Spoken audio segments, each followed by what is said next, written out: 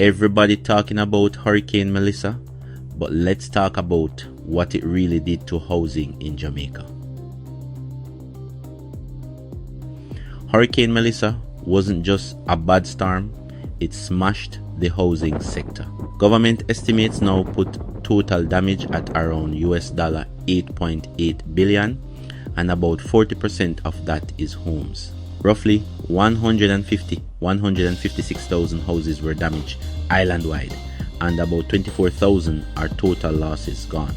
The hardest hit parishes, St. Elizabeth, St. James, and Westmoreland together, they account for about $5.5 billion, or 63% of the total national damage.